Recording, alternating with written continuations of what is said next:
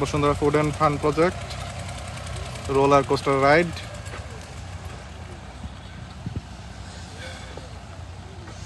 Base casting শেষের পর্যায়ে আছে,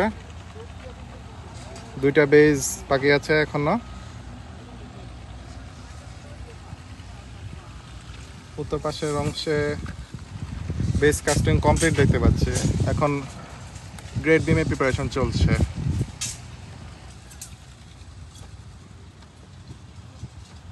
পূর্ব অংশে বেস কাস্টিং এবং গ্রেড বিম কাস্টিংটা কমপ্লিট হয়ে গেছে।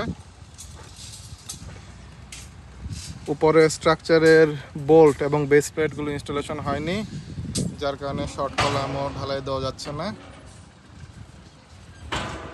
ফাউন্ডেশনের কাজ এগিয়েছে রোলার কোস্টার রাইডের।